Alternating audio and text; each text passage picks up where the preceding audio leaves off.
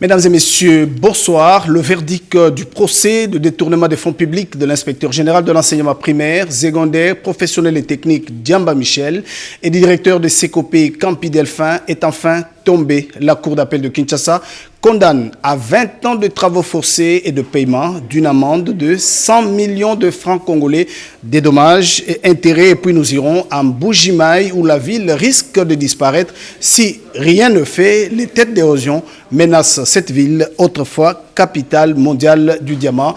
Bienvenue aux 20h sur la radio-télévision nationale congolaise. En nouvelle, le président de la République, Félix-Antoine Tshisekedi Tshilombo, a pris une part active par visioconférence au 30e forum de mécanismes d'évaluation par le père de l'Union africaine. Le chef de l'État a prononcé à cette occasion son discours au cours duquel il a confirmé l'adhésion de la RDC comme membre à part entière de MEAP. Nous y reviendrons dans nos prochaines éditions. Et puis, ici à Kinshasa, à chaque pluie, son cortège de dégâts. Les pluies qui s'abattent sur la ville de Kinshasa causent d'énormes dégâts. Aujourd'hui, il y a eu mort d'homme dans la commune de Lemba. Le gouverneur de la ville de Kinshasa, Jean Ngobila, est allé contrôler les dégâts et consoler les victimes, nous dit Guillaume Kokomamegi. Il a encore plu à Kinshasa cette nuit abondamment pour que le constat soit désolant. Même si en ce mois de mars, les pluies torrentielles viennent en série et ne sont plus événementielles, les dégâts l'obligent à faire événement à chaque coup. Des quartiers entiers rayés de la carte de Kinshasa, les maisons, les bâtiments et même des immeubles qui se noient ou emportés par les eaux de pluie. Les cris d'alarme sont les mêmes et toujours les morts d'hommes. La pluie de cette nuit a son bilan. Une femme morte, tirée par le bas dans une fosse alors qu'elle suivait le programme de la télévision chez elle, dans son salon. Elle a eu le réflexe, le tout dernier, de sauver ses 2 enfants avant que les eaux de pluie l'emportent.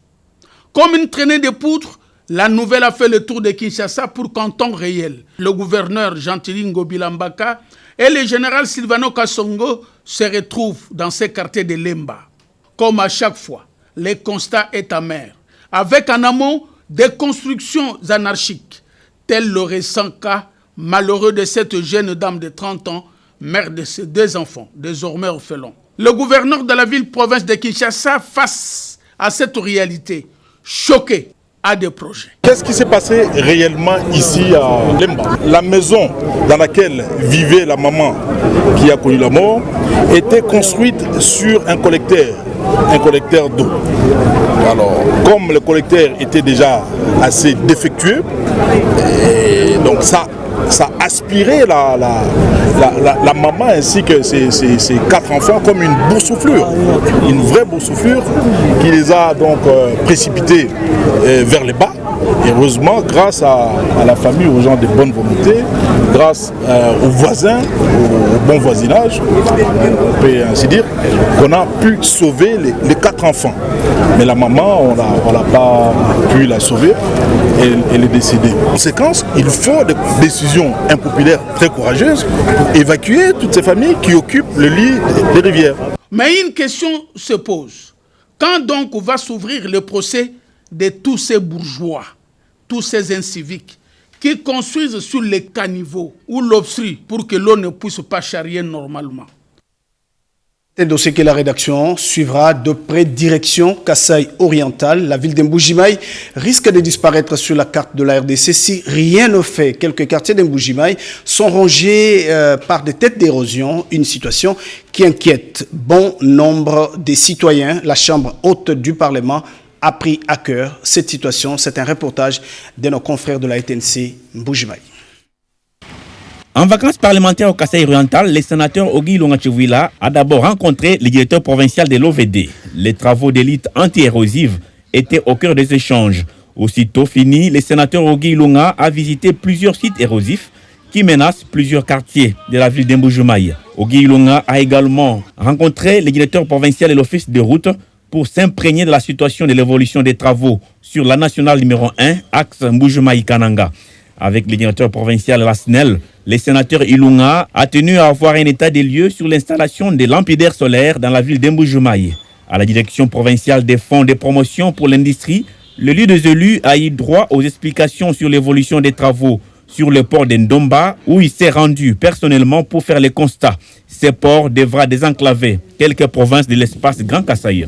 Toujours dans le cadre de ces vacances parlementaires, le sénateur Ogo Ilunga Chivila a échangé avec le directeur provincial de la Régie des eaux avant d'effectuer une descente à Lukelenge, où la vétusté de la tuyauterie exige une solution urgente. Soucieux de la quiétude de la population est-kassaïenne, Ogo Ilunga a rencontré les responsables de la PNC et des FRDC avant d'échanger avec le chef des quartiers pour parler sécurité à la base. Et pour honorer la femme en ces mois de mars, le sénateur Ogo Ilunga a échangé avec les épouses des policiers et militaires à qui il a promis des machines à coudre en vue de leur autonomisation. Vous allez corriger avec moi qu'il s'agissait de vacances parlementaires du sénateur Ogo Ilunga et nous retournons à Kinshasa, à la chambre basse du Parlement. Sylvie Moembo nous signale que la conférence de présidents a adopté l'avant-projet du calendrier des activités de la session de mars. Le rapporteur de l'Assemblée nationale est au micro de nos reporters. Cette conférence s'est basée essentiellement sur le calendrier de la session de mars.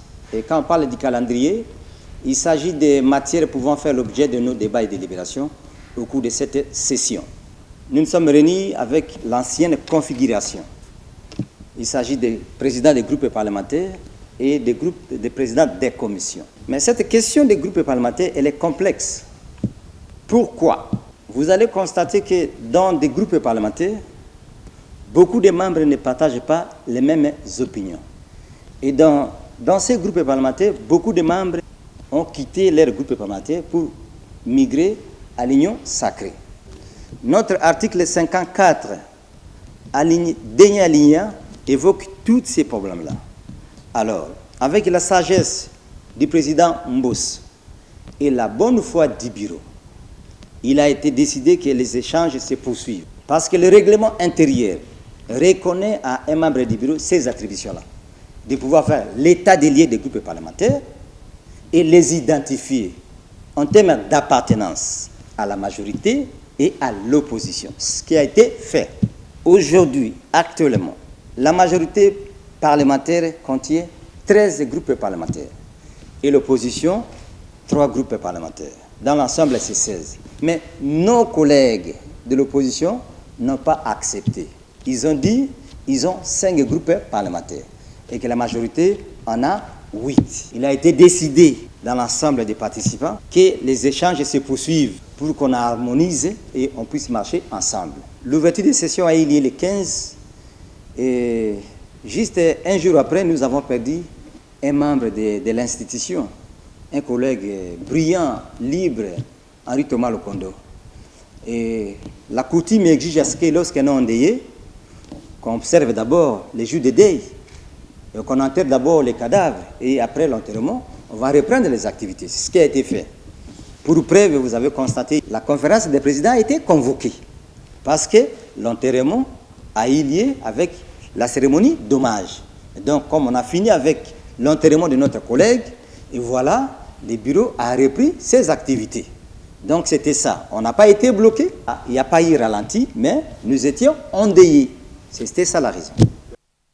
D'une chambre à une autre, nous sommes au Sénat. Mike Hammer, ambassadeur des États-Unis d'Amérique en RDC, a franchi les portillons du cabinet du président du Sénat, Modeste Bahati Lukwebo. Des échanges ont porté sur les domaines de la coopération et ensuite des professeurs des universités et instituts supérieurs ont aussi échangé avec les professeurs. Modeste Bahati, résumé de ces audiences avec notre consoeur Sandra Nyanki. L'organisation, le fonctionnement, les objectifs du Forum des parlementaires de la CIRGEL et son agenda d'activité ont été au centre de l'audience que le président du Sénat, Modeste Bahati, a accordée au secrétaire général de cette organisation qui réunit les élus des pays de la région des Grands Lacs. Au cours de cette première rencontre, le président de la Chambre haute du Parlement congolais, Modeste Bahati Lukwebo, a appris du secrétaire général du Forum des parlementaires, l'ambassadeur Onyango Kakoba, La tenue prochaine de l'Assemblée plénière de leur organisation le 4 avril 2021 et la réunion du comité exécutif pour le 9 du même mois. Le réseau des associations des professeurs des universités et instituts supérieurs du Congo, RAPUCO, a aussi eu des échanges avec l'honorable président du Sénat, lui-même professeur d'université. Le RAPUCO a fait des propositions à Modeste Bahati pour aider les institutions du pays à améliorer leur gouvernance. Ils ont émis le vœu de voir leur ministère de tutelle être dirigé par un professeur d'université. Modeste Bahati a demandé à ses interlocuteurs de transmettre au Sénat et à l'Assemblée nationale des éléments qui vont les aider à légiférer. Sans répit, le président du Sénat a ouvert ses portes au directeur régional de l'ONUDI, l'Organisation des Nations Unies pour le développement industriel. Le Congolais Jean Bakolé a partagé avec Modeste Bahati les expériences qui ont permis aux autres pays à booster leur économie. L'informer du programme d'industrialisation que l'ONUDI est en train de formuler pour notre pays. Il est clair que j'ai senti, au travers des échanges que j'ai eus avec lui, l'importance de changer notre paradigme économique. Ça veut dire essayer de créer des conditions pour vraiment passer d'une économie de consommation de l'importation à une économie de production. Journée très chargée pour les speakers de la Chambre haute du Parlement. Modeste Bahati a clôturé ses entrevues avec l'ambassadeur des USA en République démocratique du Congo. Les échanges ont tourné autour des questions politiques des leurs, mais aussi et surtout sur les réformes institutionnelles urgentes. Les questions liées à la coopération entre les États-Unis et la République démocratique du Congo ont été également évoquées lors de cette rencontre. Dans le cadre de notre partenariat privilégié entre la RDC et les États-Unis pour avancer la paix et la prospérité, et de lui écouter quelles sont les priorités pour l'agenda du Sénat. Mais on a aussi parlé des autres intérêts communs parce qu'il y a une grande opportunité de promouvoir le changement et de faire des lois et des projets qui intéresse le peuple congolais. Mike Hammer a par ailleurs profité de cette occasion pour féliciter Modeste Bahati et tout son bureau pour leur élection. Changeons de chapitre à présent, nous allons nous rendre à l'hôtel du gouvernement. Les ambassadeurs du Maroc et du Japon ont été reçus tour à tour par le Premier ministre Jean-Michel Samalou Kondé. Ces deux diplomates ont apporté leur soutien au chef du gouvernement congolais et ont évoqué avec lui la question liée à la coopération entre la RDC et leurs pays respectifs. Pati Tundongo. Ballet diplomatique à l'hôtel du gouvernement, c'est jeudi 25 mars 2021. Le Premier ministre Jean-Michel Samalou Kondé Kyenge a conféré premièrement avec les chefs diplomatiques du Royaume du Maroc. Rachid Agassim a déclaré que la relation entre Kinshasa et Rabat remonte à l'indépendance de la République démocratique du Congo. Selon lui, c'est un honneur et un plaisir d'être reçu par les chefs du gouvernement à qui il a remis personnellement les messages de félicitations du Premier ministre marocain à son homologue congolais.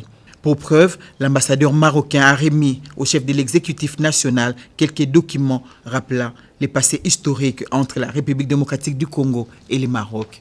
C'était une occasion de passer en revue, puisque c'était le premier contact, les moyens d'aller de l'avant et de renforcer nos relations bilatérales. Bien évidemment, le Maroc a toujours été aux côtés de la RDC et c'est une manifestation de soutien claire et nette.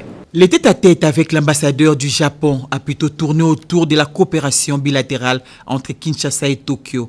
Le gouvernement de l'Empire du Soleil Levant, affirme Minani Ino, est prêt à accompagner le Premier ministre Jean-Michel Samalou Kondé Kyenge dans son programme d'action au bénéfice du peuple congolais. Je suis très content que nous avons parlé très franchement de la coopération qui existe entre le Congo et le Japon et on va travailler ensemble. Demander au Premier ministre de tenir en amitié avec le Japon, d'apporter notre C, de voir le Premier ministre réussir à former un nouveau gouvernement le plus tôt possible. Bien sûr, le Japon restera aux côtés de la République démocratique du Congo et je soutiendrai les efforts qui ont été faits par le président de la République ainsi que le Premier ministre nouvellement nommé. Il faut noter que la coopération japonaise est déjà à pied d'œuvre dans la formation de la jeunesse et de quelques unités de la police nationale congolaise. Nous allons parler santé. Vous le savez, il y a quelques jours, des polémiques autour de la variante du coronavirus qui circule en Belgique. La République démocratique du Congo, à travers le ministre de la Santé, a tenu à préciser qu'il ne s'agit pas d'une variante venue de la RDC. Chers compatriotes, nous avons lu avec intérêt l'article paru dans Figaro du 23 mars 2021 à 17h36 suggérant une origine congolaise du variant coronavirus B1-214.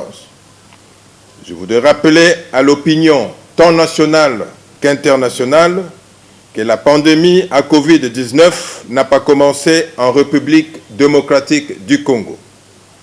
C'est une maladie qui nous a été importée. La première personne qui l'a introduite dans notre pays venait de l'Europe. Elle était testée positive au coronavirus le 10 mars 2020. Et dès lors, au mois de mars et avril 2020, beaucoup d'autres voyageurs venant de pays infectés d'Europe et d'ailleurs étaient testés positifs au coronavirus dans notre pays. C'est pendant cette période que l'Institut national de recherche biomédicale de notre pays a détecté le variant B1-214. Je voudrais ici préciser que le fait de détecter ce variant dans notre pays ne signifie pas qu'il a une origine congolaise, d'autant plus que la plupart des cas de Covid-19 diagnostiqués en mars et en avril 2020 étaient des cas importés. Cela étant, il est difficile d'imputer à la République démocratique du Congo l'origine de ces variants. Je voudrais rappeler à l'opinion que la République démocratique du Congo contribue d'une manière efficace à la sécurité sanitaire mondiale. Son expérience dans la lutte contre Ebola, reconnue mondialement, l'amène à maîtriser rapidement la maladie avant qu'elle ne se propage dans d'autres pays. Toujours dans le cadre de la sécurité sanitaire mondiale, notre pays, à travers son laboratoire de séquençage de l'Institut national de recherche biomédicale, s'est engagé dès l'apparition de la pandémie Covid-19 à assurer la surveillance génomique du coronavirus. C'est dans ce cadre qu'il a détecté le variant B1-214 en avril 2020 et a soumis le rapport à la plateforme internationale G7 en mai 2020, tel que l'exige le règlement sanitaire international de 2005. La République démocratique du Congo est comptée parmi les pays africains pionniers dans le domaine de reportage des informations sanitaires liées à la Covid-19, faisant d'elle un maillot important dans la lutte globale contre la pandémie à Covid-19. Nous acceptons donc la paternité de la découverte du variant B1-214, mais nous restons dubitatifs quant à son origine qui peut bien être liée aux épidémies Covid survenues dans des pays de résidence de premiers malades ayant voyagé pour la République démocratique du Congo en mars et en avril 2020. Que vive la République démocratique du Congo. Je vous remercie. Restons dans ce domaine de la santé pour vous dire que la réunion de haut niveau du programme national de lutte contre la tuberculose tenue à l'hôtel du Fleuve à l'occasion de la célébration de la journée mondiale de lutte contre la tuberculose célébrée chaque année. L'horloge tourne, c'est le thème retenu au niveau national pour sensibiliser les différentes couches sociales sur la nécessité de mettre fin à cette épidémie. C'était en présence du ministre de la Santé. L'horloge tourne, c'est le thème choisi par l'Organisation mondiale de la santé au niveau mondial pour la journée mondiale de la tuberculose célébrée le 24 mars de chaque année. Ajouté à cela le sous-thème national, l'horloge tourne, que faire pour réduire les gaps de la détection de la tuberculose face à la pandémie de Covid-19. Des thématiques d'interpellation, de sensibilisation et d'avertissement de toutes les couches sociales, depuis les autorités jusqu'aux derniers citoyens, pour dire que le temps presse. Il est donc urgent d'agir en mobilisant des engagements et ressources pour mettre fin d'ici à 2030 à cette maladie infectieuse très meurtrière. Devant différentes personnalités politico-administratives et sanitaires venues au fleuve Congo Hôtel, accompagnées de son vice-ministre de la Santé, le docteur Etienne Longondo, dans sa double casquette de politique, spécialiste dans le domaine et numéro 1 du secteur de la santé en RDC, réaffirme la volonté du chef de l'État sur la santé universelle et l'engagement du gouvernement d'éradiquer toutes les maladies respiratoires, particulièrement la tuberculose, qui fait plus de 5000 décès chaque année, plus que la Covid-19, et il exhorte. Nous avons l'engagement du président de la République. Le président de la République n'aménagera aucun effort dans la lutte contre cette maladie. Et la tuberculose fait partie de sa vision. Nous avons aussi un problème très important qu'il faut tenir compte, c'est l'association VIH-tuberculose. Et le VIH, ça fait que, en tout cas actuellement, que nous puissions avoir une prévalence de cette maladie, une prévalence très élevée au niveau mondial. Donc je vous exhorte, comme compatriotes, à tenir compte de cette maladie, pas seulement pour vous-même, mais aussi pour votre voisin ou votre prochain. À chaque fois que vous avez autour de vous quelqu'un qui tousse, et nous qui connaissons cette maladie, il faudrait que nous puissions sensibiliser et nos partenaires traditionnels qui nous accompagnent toujours et qui sont présents ici, au nom du gouvernement congolais, je vous remercie. Le directeur du programme national de lutte contre la tuberculose, le professeur Dr Michel Kassoan, premier dans la prise de parole à la cérémonie, a révélé quelques statistiques alarmantes en plus des succès réalisés dans les traitements. Il rappelle la mission du PNLT et insiste que le plaidoyer doit continuer. Et puis la ministre des Affaires sociales a clôturé, elle, la revue annuelle 2020 sur la prise en charge des handicapés. 3 jours ont suffi pour ces prestataires sociaux venus du Nord Kivu, du Kasaï, ceux de Kinshasa et d'autres parties de la République d'évaluer les activités pour l'exercice 2020, activités liées aux maladies tropicales négligées et au développement communautaire inclusif. Ces travaux organisés par Christian Blind Mission, une organisation non gouvernementale basée en RDC et dans le monde, ont connu la participation de la ministre en charge des personnes vivant avec handicap. Irène Essambo-Diata a loué les partenariats qui existent entre CBM, qui dirige le directeur pays Amadou Cissé, et le gouvernement de la RDC. Pendant les 3 jours ici, nous avons eu suffisamment d'informations pour enrichir notre programme qui est en élaboration et qui concerne la promotion, la protection, la participation des personnes vivant avec handicap et autres groupes vulnérables, ainsi que les questions spécifiques sur les femmes et les enfants avec handicap et vulnérables. Ces assises, organisées loin des tumultes de Kinshasa, c'est-à-dire dans la périphérie de la capitale, ont permis aux gestionnaires des projets de jeter les bases sur l'amélioration des services dans la prise en charge des personnes souffrant des maladies tropicales négligées ainsi que leur encadrement. Boisson la plus consommée dans le monde à Kinshasa, une femme entrepreneur a réussi à faire pousser le café. Tissia Mukuna nourrit les rêves de faire revenir la République démocratique du Congo sur la liste des pays exportateurs. Françoise Bouela et Pompon Omba l'ont suivi dans ses plantations à Mongafula. Sur quelques kilomètres, le voyage se fait par moto. La route est impraticable, mais le risque est prenable quand on découvre le fruit du travail. Par un geste de la main, elle nous indique la direction qui conduit au Trésor Vert, une grande plantation où le café pousse dans le silence, à Kinshasa. Pour planter du café, il faut de la patience parce que c'est un arbre qui pousse en 3 ans minimum, ça peut aller jusqu'à 5 ans, 8 ans. C'est vrai que Kinshasa ne réunit pas les conditions idéales pour faire pousser du café. mais on voit bien que ça pousse. Donc ça montre vraiment que notre terre est vraiment incroyable. Tissia Mukuna, 28 ans, chef d'entreprise, elle a réussi un miracle dans la partie rurale de la commune de Mongafula. Mon histoire avec l'agriculture commence avec mon père, insiste-t-elle. Nous évoluons dans un domaine familial. On va penser aux Chinois pour tout ce qui est thé. On va penser, je sais pas, au couscous pour les pays maghrébins. Mais quand on pense au Congo, on pense à quoi exactement? Il y a quelques années, on pensait au café parce qu'on était l'un des premiers pays exportateurs. Aujourd'hui, on est loin derrière.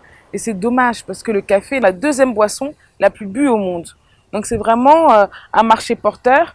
Il faut juste des personnes qui y croient et qui investissent. Son café torréfié et moulu fait sensation dans la capitale, dans tous les restaurants. Tissia a d'autres plans pour vendre ce produit congolais. Donc on aimerait bien, dans quelques mois, pouvoir s'exporter en dehors de Kinshasa et sa zone, et puis après s'exporter en dehors du pays, pour qu'un jour quelqu'un au Cameroun ou au Japon dise les cafés congolais, il est très bon. Alors au stade actuel, on produit à peu près 1000 paquets de café par mois. Nos ambitions, c'est de faire x10 à ce chiffre, avec tout simplement des machines qui vont nous permettre d'industrialiser notre production. D'ici 6 mois, je vous donne rendez-vous, on se revoit. Vous allez être surprise. Nous prenons rendez-vous avec cette femme énergique à la fougue de la jeunesse. Le café La Quinoise fait honneur à la femme Mungwetu pour ses qualités de travailleuse, à l'image de la détermination de Tissia. Je vois vraiment les gens consommer le café, donner des retours par rapport à la quinoise, dire qu'ils aiment bien. Donc on voit vraiment le fruit du travail. Je vois le caféier, je vois au village comment ça peut aussi aider les gens du village. J'ai l'impression d'être utile à faire ce café et c'est ça que j'aime en fait.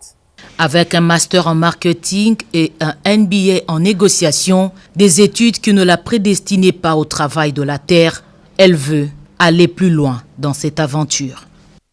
Et puis, des dispositions sont prises pour l'effectivité de la zone de la libre-échange continentale africaine en RDC.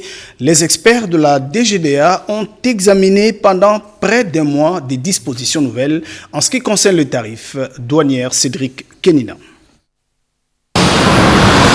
La RDC connaît un marasme économique quasi chronique. Les moyens de l'État sont très maigres, pas à cause des paramètres économiques, mais plutôt à cause de la corruption, devenue un mode de gestion.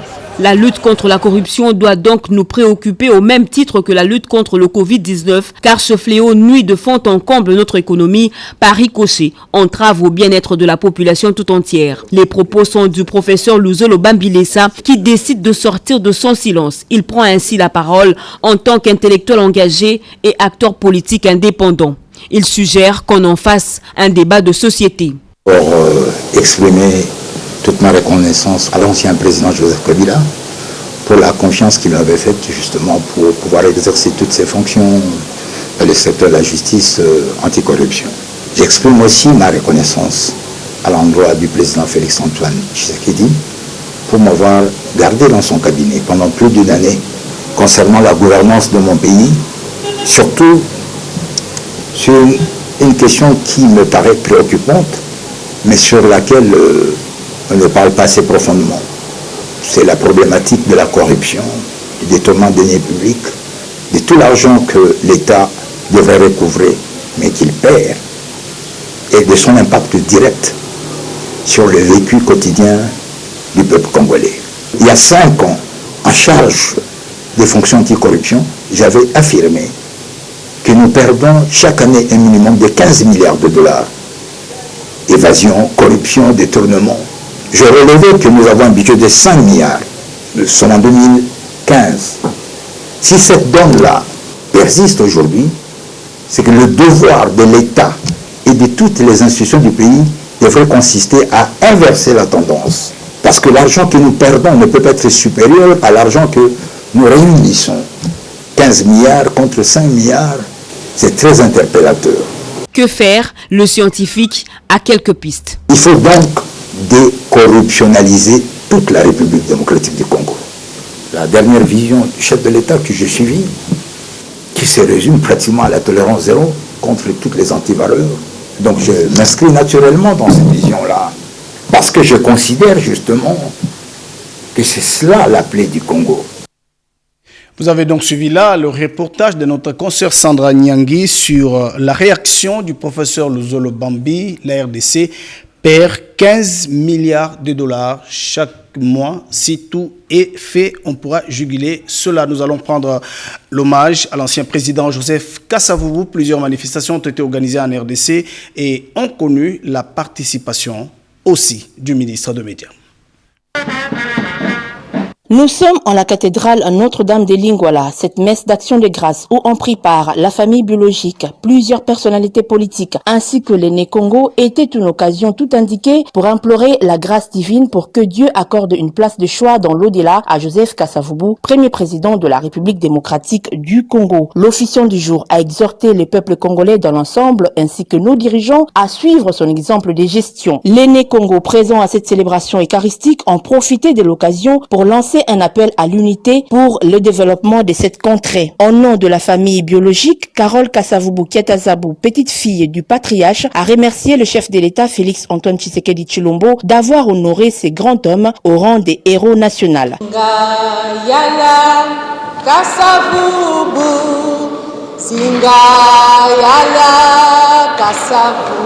Pour une millième fois, la famille Kasavubu vous remercie de l'attention et de la considération que vous apportez à notre icône qui est et qui demeure dans les annales de notre pays, le premier président Joseph Kasavubu, héros national. Majestueusement, ô combien louable l'action du chef de l'État, son Excellence Monsieur le Président Félix Antoine Tshisekedi Tshilombo, d'avoir élevé le président Joseph Kasavubu au rang de héros national. Que Dieu bénisse son peuple et que vive la RDC. Juste après, cap au rond-point Kimpoisa dans la commune de Kasavubu. Ici, une cérémonie de dépôt de gerbes de fleurs a été organisée en son monument. Au nom de Congo, le ministre d'État, ministre de la Communication et Médias, David Jolino Makelele, a loué les qualités de Joseph Kasavubu. La rencontre entre un événement d'une portée extraordinaire, l'anniversaire du premier président de la République démocratique du Congo, feu Joseph Kasavubu, et la naissance de l'Union sacrée. L'union sacrée, pour le chef de l'État, c'est le primat du peuple. Le salut du peuple, c'est la loi suprême pour lui. Et bien pour le président Kasavubu, c'était pareil. Il disait tout ce qu'il faisait. Il le faisait pour et au nom du peuple. C'est-à-dire, en d'autres termes, tout ce qu'il y a comme vertu à mettre dans la politique, c'était Kasavubu. Signalons tout de même qu'une messe d'action de grâce a été dite précisément en Tsingini, où repose Joseph Kasavubu pour l'éternité.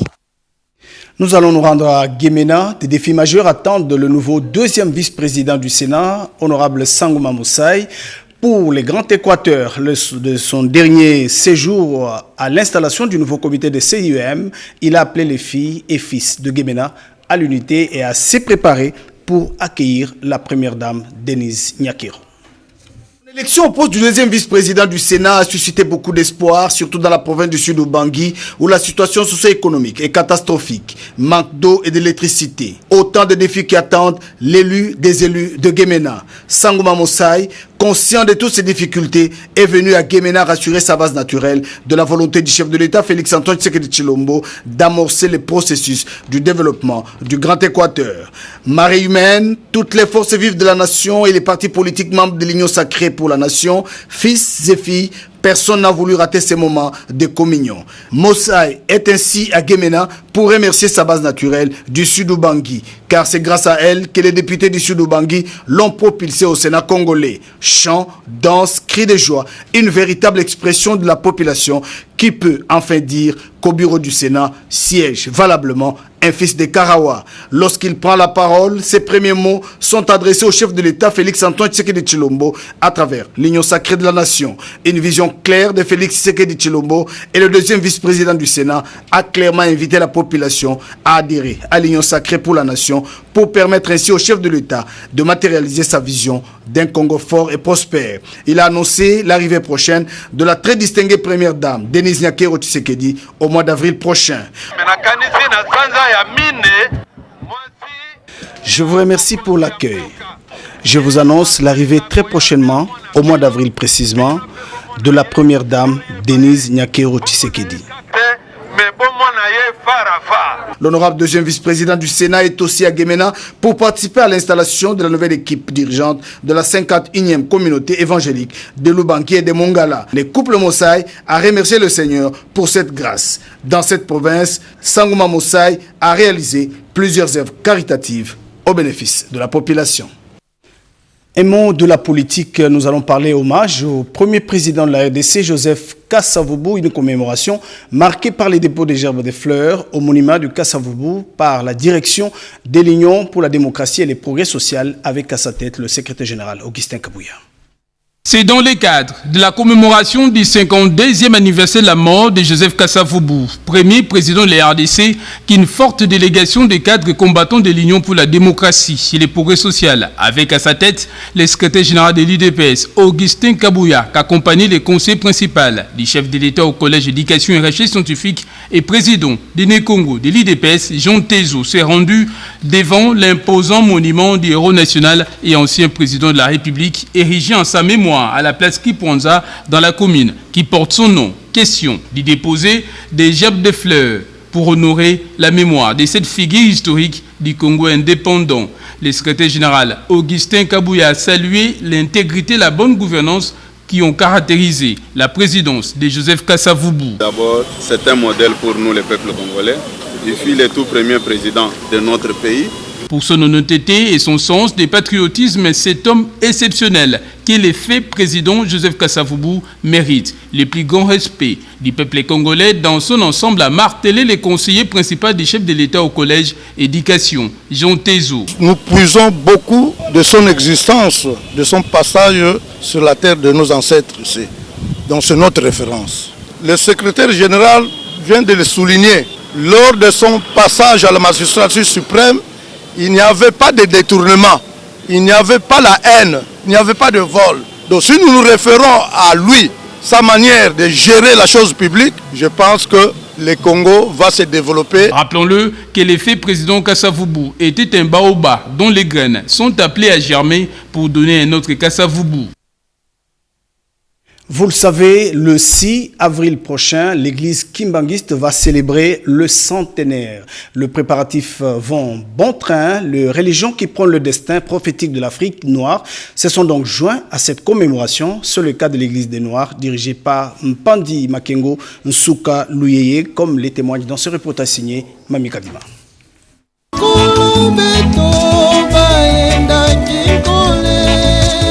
6 avril 1921, 6 avril 2021. Voilà près de 100 ans jour après jour, contre vents et marées que l'église kimbanguiste est en train d'écrire en lettres d'or son histoire dans les modus vivendi des Congolais, en cristallisant sa renommée spirituelle dans l'échiquier socio-culturel et écuménique, aussi bien de la République démocratique du Congo, de l'Afrique que du monde entier. Fort de cette aura spirituelle très élevée, son éminence Simon Kimbangu Kiangani caresse le vœu d'organiser, tant dans la cité sainte d'Enkamba au Congo central, que partout où est installée l'église, des grandioses cérémonies religieuses, sociales, philanthropiques et autres, pour célébrer à juste titre les festivités du centenaire de l'église kimbanguiste, et ce avec l'apport et le concours des personnalités éprises de paix sociale, de compassion humaine, d'altruisme humanitaire et surtout d'amour du prochain, parmi lesquels l'honorable sénateur Rolile Lunzazi, venu s'imprégner des modalités concrètes liées au succès de cet événement planétaire de haute portée spirituelle. Nous nous préparons pour les centenaires, qui est une grande commémoration, et nous avons des défis par rapport à cette grande fête, ces grands rendez-vous. Alors nous ne pouvons pas rester loin, si ce n'est que de s'approcher de la maison, savoir ce qui se passe chez nous et voir dans quelles possibilités nous pouvons y participer activement et puis en retour arracher bien entendu nos bénédictions. Dans la concrétisation de sa philosophie axée sur le principe, le bonheur est né de l'altruisme et le malheur de l'égoïsme. L'initiateur de la fondation qui porte son nom, l'honorable sénateur Rolile Lunzazi, a apporté sa modeste contribution d'une centaine de sacs de ciment blanc pour la construction du mausolée de kimbanguisme dans la cité sainte d'Enkamba au Congo central, où il va séjourner en marge de la célébration de ses centenaires. Mesdames et messieurs, c'est par-ci que nous mettons un point final à cette édition du journal. Nous saluons tous les téléspectateurs qui nous suivent à partir de Mbujimaï.